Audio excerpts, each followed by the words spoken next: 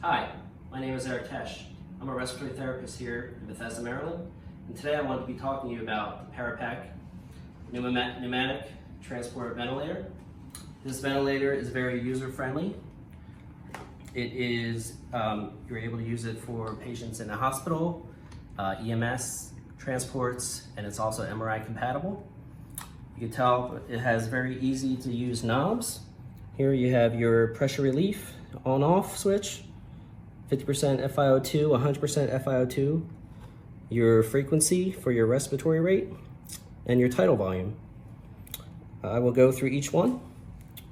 So your pressure relief, you want to have that at about 40 centimeters of water pressure to start, depending on the size of your patient, but this is your pressure relief also as your PIP, your peak inspiratory pressure relief. You have a little ball here that shows how much PSI or pressure is powering the machine. 50 PSI, 50 PSI attachment here will go to an oxygen hose, which will hook up to either an O2 cylinder or to the wall O2. On-off switch, air oxygen mixer, you have 50% or 100%. 100% is recommended for CPR or if your patient has high oxygen demand. You have a frequency rate of 8 all the way up to 30, all the way up to 40 breaths per minute.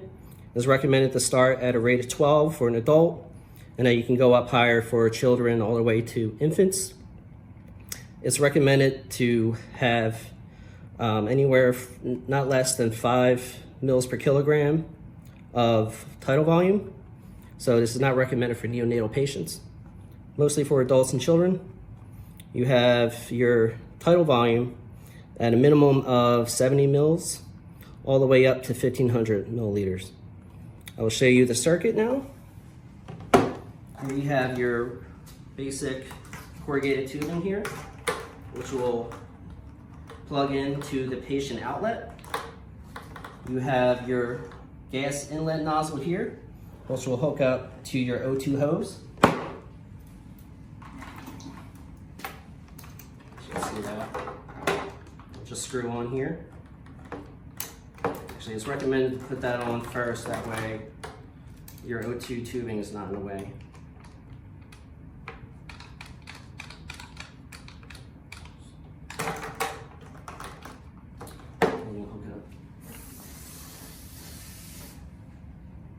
Anytime you're doing a transport, you want to go from the O2 cylinder directly to the wall as soon as possible.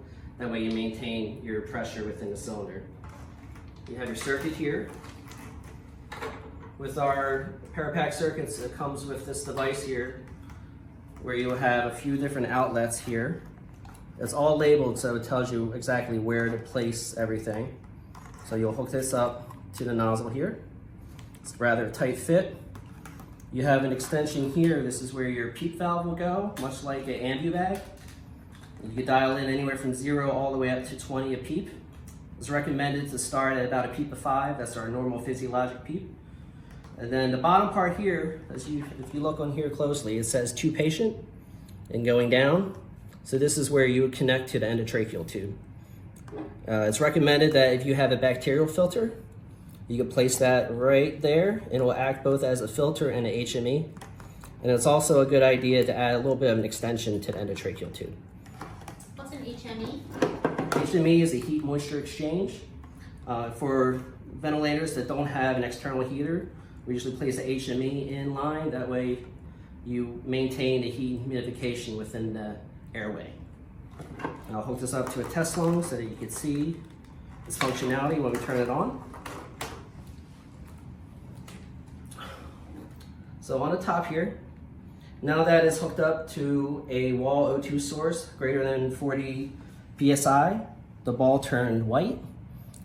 As we start losing pressure, if you're in an O2 cylinder, you will gradually see the ball starting to turn red again, letting you know that you're losing pressure needed to power the pneumatic ventilator. So it's always a good idea to either put to a wall or change out your cylinders.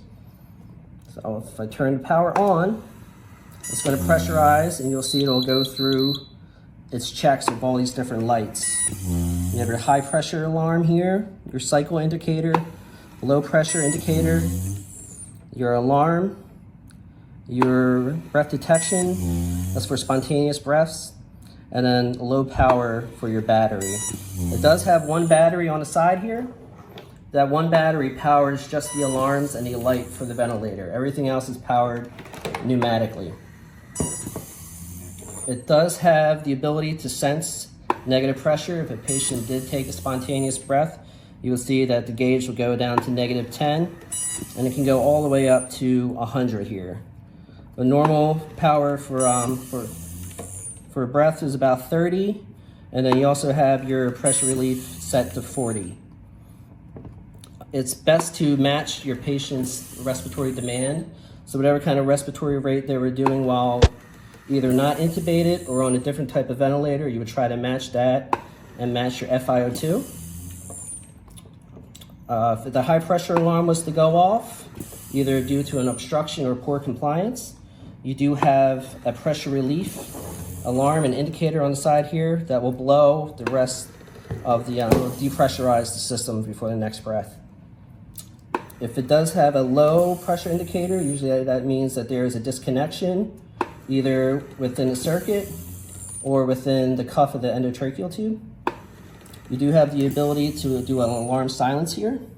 If you were to press that, it would alarm silence for 30 seconds, and then you would see it flash, letting you know that the alarm is still going off. Then you have a light here for your low supply. That is for your low supply for your battery. So if the battery was getting low, you'd see the light start to flash, and then you would have an audible alarm as well. You do have the ability here, if you were to switch to 50% FiO2, you would have an air entrainment mix where the ventilator will be able to pull in some air to mix with the 100% FiO2 to give you a FiO2 of 50%.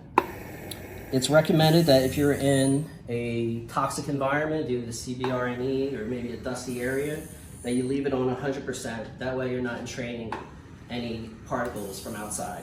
You just be getting 100% oxygen right from the cylinders. Again, this is a very user-friendly ventilator. It is MRI capable, compatible, all the way up to 3 Tesla. It's recommended that if you're going to have a patient in MRI, that this will kind of be between the legs of the patient. That way it's not going through the magnet itself. And again, very user-friendly. That's all I have for you.